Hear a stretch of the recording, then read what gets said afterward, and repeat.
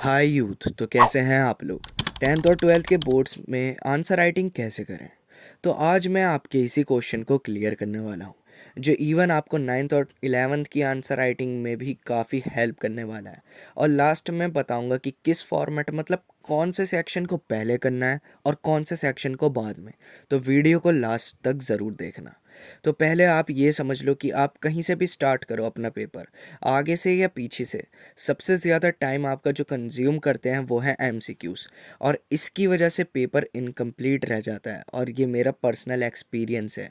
And then मैंने strategy change करी थी, जिससे मेरा पेपर पूरा अटैम्प्ट होने लगा।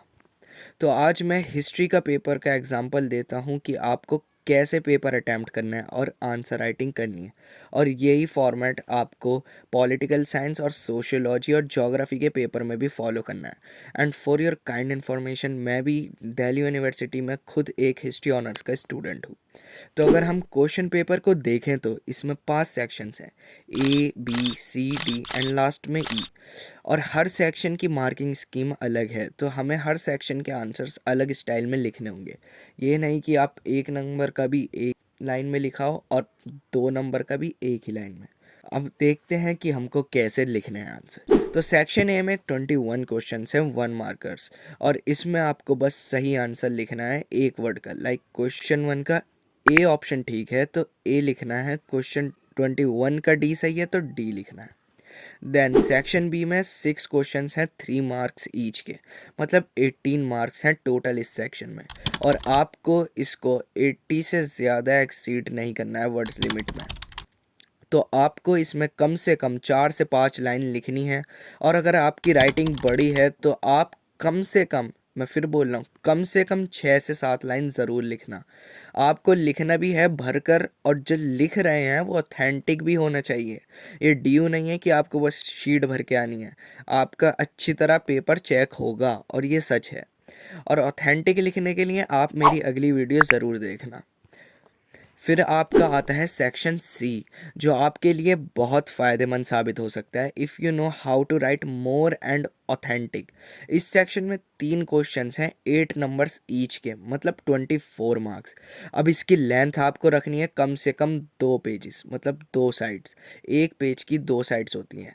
और इसमें आपको पहले फ्लो चार्ट बनाना है, उसमें आप 4 से 5 मेन पॉइंट्स को हाईलाइट करेंगे, और फिर उन मेन पॉइंट्स पे 4 से 5 लाइन लिखेंगे हर पॉइंट पे। इस तरह आप ये लिखेंगे तो आपको अच्छी तरह प्रेजेंट करने के भी मार्क्स मिलेंगे। और प्रेजेंट करना भी बहुत इम्पॉर्टेंट होता है अगर आप सीबीएसई के पेपर अटैम्प्ट कर रहे हैं, खासकर 10th और 12th के। देन आपके आते हैं 3 source based question in section D. पर ये इतने आसान नहीं होते कि आप बस सोर्स पढ़कर लिख दोगे। इसके लिए आपको चैप्टर में क्या बताया जा रहा है पता होना चाहिए। ये 3-4 मार्क्स के क्वेश्चन हैं, और इनमें 3 सब क्वेश्चंस हैं। उनमें से 2 1 मार्क्स के हैं, इनमें आप 2 से 3 लाइन लिख देना। और एक क्वेश्चन 2 नंबर का है, जिसमें आपको 4 से ज़्यादा लाइन्स लिखनी है। और मैं फिर कह रहा हूँ, ये नॉर्मल पैसेज की तरह नहीं होगा, इसमें आपको पूरा आंसर नहीं मिलेगा।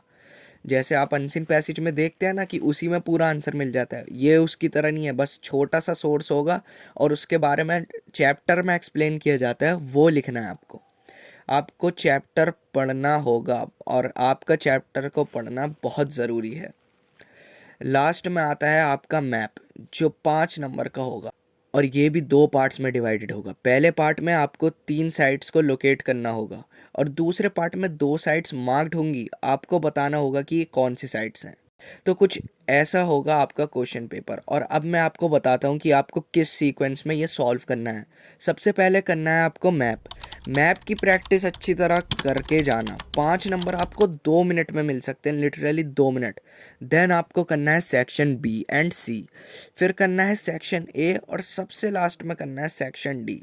तो इस तरह आपको अपना पेपर अटैम्प्ट करना है। और अच्छी तरह प्रिपरेशन करिए, और अगर कुछ नहीं पढ़ा है तो अगली वीडियो आपके लिए ही है, उस वीडियो को ज़रूर देखना। मैं आपसे उसी वीडियो में मिलूँगा।